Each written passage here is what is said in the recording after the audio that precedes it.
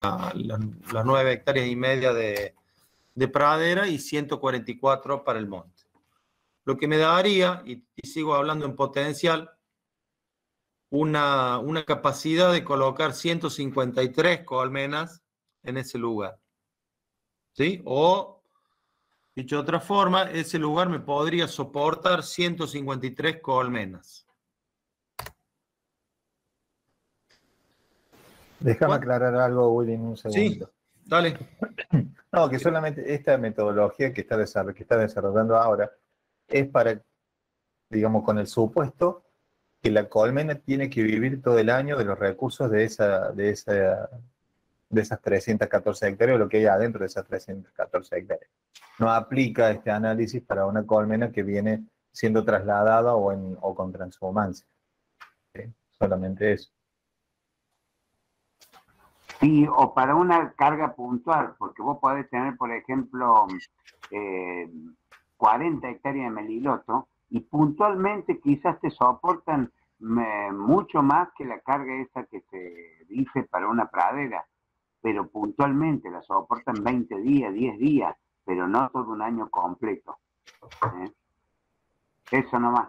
Sí, es para un planteo fijista, digamos, no un planteo de transhumancia. Acá me cayó. ¿Qué se te cayó? Nada, una cosita que la mesa. Vamos. Siga nomás. No me tires café en la computadora. Sí, bueno. Claro. Entonces, seguimos con este ejemplo, ¿no es cierto? Y lo que aparentemente sería que la oferta, digamos, de los recursos de ese lugar no es una limitante ahí. Lo que pasaría a ser nosotros no le vamos a recomendar armar un apiario de 153 colmenas ahí, ¿no es cierto? Por una cuestión de manejo principalmente. Lo que recomendamos nosotros es armar apiarios que no sean más grandes de 50 colmenas. Podrían ser más grandes en algún momento, lo que pasa es que son más difíciles de trabajar, ¿sí? Hay que tener en cuenta cuál es la capacidad de carga del vehículo que tengamos nosotros, cuál es nuestra capacidad propia de trabajo, con cuánta gente tengamos o podamos disponer para llevar al apiario, ¿sí? Sí podríamos recomendar para ese lugar, si se quieren instalar más de 50 colmenas, armar 2 apiarios, ¿sí? Que estén distanciados unos 800 metros entre sí, con lo cual no se molestarían tanto las abejas unas de otras, y podríamos de esa forma ampliar un poco el área que cubren esas abejas y manejarlo como 2 apiarios independientes. Y ahora vamos a hacer otro ejemplo, digamos, visto al revés, en cierta manera, en este sentido. Si yo quisiera comenzar, ¿sí? O partiendo de un número fijo de colmenas, quiero decir, bueno, yo tengo o quiero empezar la apicultura y quiero poner 20 colmenas. ¿Qué necesito para poder, qué necesito que tengan alrededor esas 20 colmenas para saber si me van a poder dar alguna producción o no? ¿No es cierto?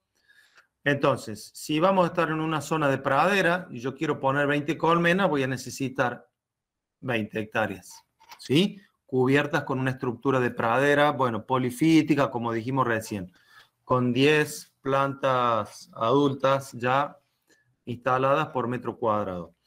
Si voy a estar en una zona donde hay una estructura de monte, para que me soporte mis 20 colmenas, necesitaría unas 13 hectáreas de monte, ¿sí? Y si estoy en una zona mixta, ¿sí? Donde la mitad es pradera y la mitad es monte, bueno, voy a necesitar 16 hectáreas para que me soporten esas 20 colmenas. Y acá 2 apartados respecto de los tipos de cobertura. Cuanto mayor sea la variedad, ¿sí? de las especies que estén en esa área de pecoreo, mayor va a ser la estabilidad que va a tener mi sistema, ¿sí? Cuanto más extendidas estén las floraciones en el tiempo, va a ser más fácil para la colmena la subsistencia en ese lugar. si yo lo que tengo es un monocultivo y la floración está muy concentrada, como decía aquí, que por ejemplo el Melilotus, que es una especie que es muy nectarífera, si se dan las condiciones climáticas, digamos, produce mucho néctar y se puede producir mucha miel a partir del Melilotus, pero si lo único que hay es Melilotus, y bueno, yo voy a tener una floración muy concentrada en el tiempo y después me voy a tener que llevar esas colmenas porque, no sé, si la floración dura un mes o 2 meses, el resto del año las abejas no van a tener recursos para su mantenimiento. Si bien cuando esté florecido yo podría colocar muchas colmenas ahí y obtener mucha miel. Bueno, ¿cuándo producen las colmenas o cuándo encuentran recursos las colmenas en el ambiente para poder producir lo que nosotros querramos que produzcan? ¿Qué es una curva de floración? Ustedes ya vieron lo que es una curva de población, ¿sí? Como la población de las colmenas disminuye en invierno, bueno, crece en primavera, lo mismo, lo que ya mencionamos. Las curvas de floraciones o la curva de floración también es una curva que es una curva que tiene, digamos, variaciones estacionales, ¿sí? En algún momento del año no voy a tener floraciones, después van a ir aumentando, voy a tener un máximo y después va a volver a disminuir. Entonces, en base a los relevamientos que hicimos en el campo, ya conocemos cuáles son las especies que tenemos, ¿sí? Qué cantidad de plantas tengo por hectárea de cada especie. Lo que vamos a hacer es consultar bibliografía especializada, ¿está? Que me diga primero, si las especies que yo encontré realmente son aportantes de néctar, de polen o de ambos, ¿sí? O sea, si pertenecen a lo que llamamos flora apícola y en qué época me van a dar ese recurso.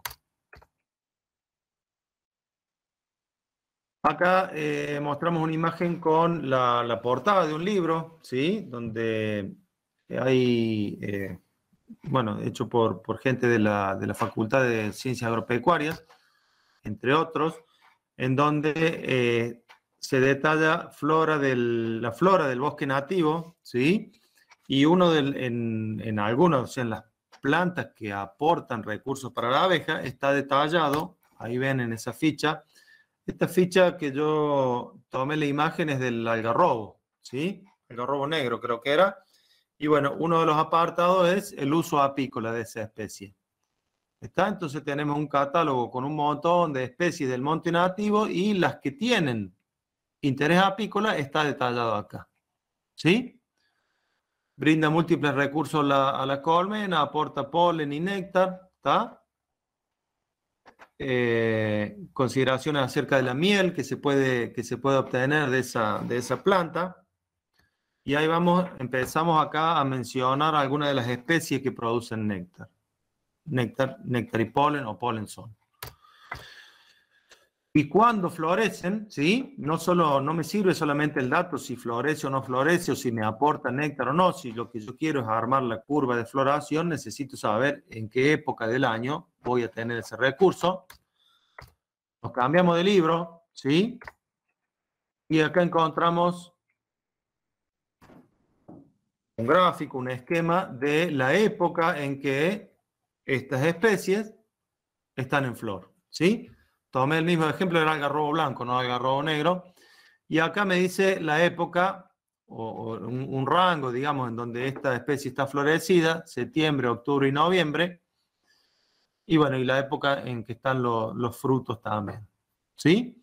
Por supuesto que el mismo árbol no va a estar florecido 3 meses, sino que es un rango de tiempo, comenzará a principios de septiembre, ¿sí? Va a depender de la zona también, hay que conocer, digamos, estos libros abarcan áreas geográficas bastante grandes y yo tengo que conocer en la zona donde yo estoy a ver cuándo empiezan a florecer los algarrobos. También es algo que va a cambiar de año a año, ¿no es cierto? No todos los años va a ser lo mismo, pero a mí me da una idea y me va permitiendo determinar en qué épocas los árboles o las plantas que producen recursos para las abejas los van a ofrecer. Oh, me salí. Perdón, Enrique. Sí, Te hago una acotación. Esos son sí, dos ejemplos de bibliografía.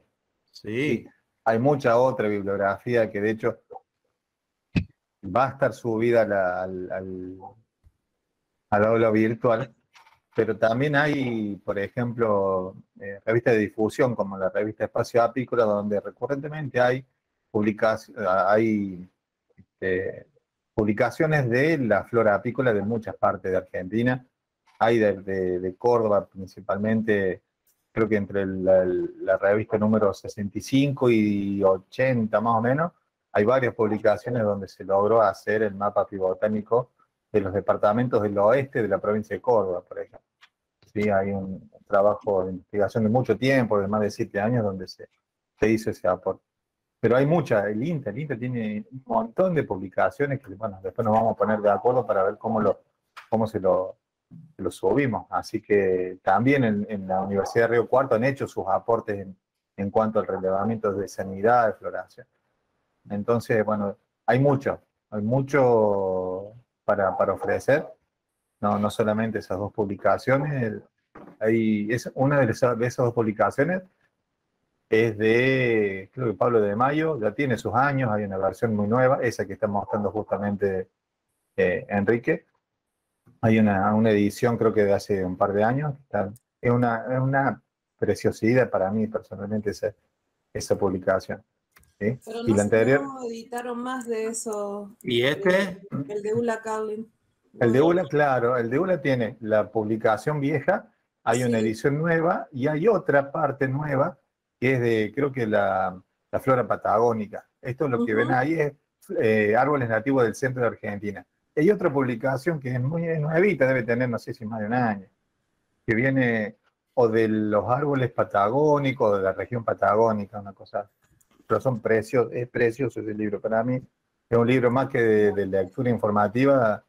Es algo para leer en la noche, porque cuenta cosas de los aportes de cada una de esas especies.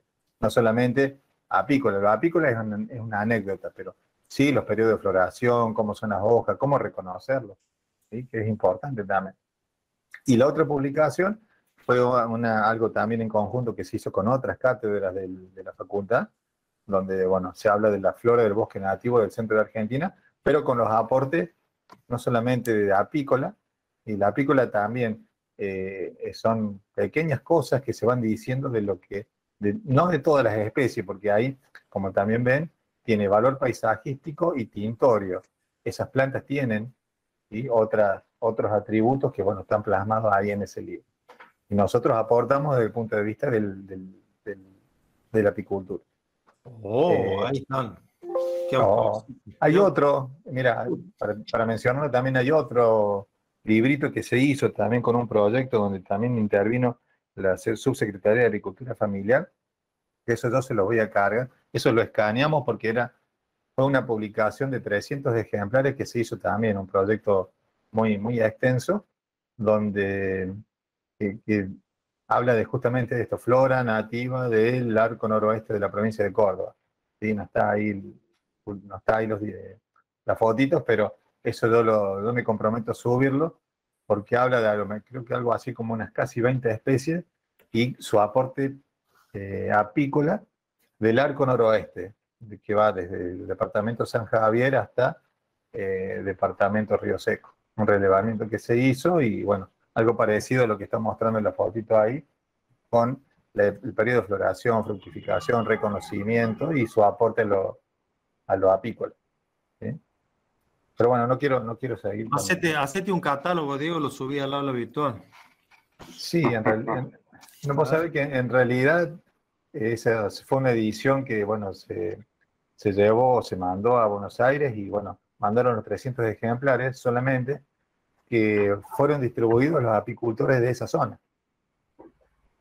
Bueno. Así que, pero bueno, eso yo lo digitalicé, lo escaneé, truchamente escaneado, en el sentido de que no será la mejor foto, pero sin información está. quedó como este que hice yo. Claro, una Claro, cosa así. medio doblado. Una cosa así. Pero no, Ahí eso, han eso está subido- disponible. Silvina subió la página de la espacio apícola en donde, Claro, bueno, donde está el pueden mapa empezar pivotánico del oeste de Córdoba. Bueno, Sí, pero eso fue el corolario. Hay muchas publicaciones anteriores de cada uno de los departamentos, de departamento de San Javier, San Alberto, Minas, Cruz del Eje, Pocho. ¿Sí? Exacto. Son 5 departamentos que se relevaron y tiene cada uno su publicación en el espacio apícola. Y al final, el corolario fue el mapa pivotánico del oeste. Así que bueno, no Déjamelo a quiero... Willy que termine, Diego. dale, Sí, sí, sigamos. vamos que falta poco. Bueno, entonces seguimos con nuestro ejemplo, ¿no es cierto? Y vamos a hablar, acá dice algarrobos, ¿sí? Lo cual es algo medio general, vamos a hablar del complejo de los algarrobos, ¿sí? ¿Qué nos aportan según la bibliografía? Néctar y polen, ¿sí? Y para la zona en donde estoy, o en donde queremos colocar ese apiario, sabemos que a principios de octubre comienza la floración del algarrobo. ¿Y qué son estos números? 1, 2, 4. Vamos a considerar que vamos a darle de un valor 1 cuando encontramos el inicio de floración o un 25% de floración, un valor de 2 cuando tenemos un 50% de floración. La planta, en general, las plantas no comienzan y de golpe tienen un 100% de su floración, ¿no es cierto? Arrancan paulatinamente, llegan a un máximo, que es lo que llamamos con el número 4 acá, el 100% de floración, y después van decreciendo también lentamente. Cada una de estas casillitas corresponde a una semana, ¿no es cierto? Entonces, este mismo procedimiento lo hacemos para todas las especies con el cuadro que habíamos hecho hace un rato.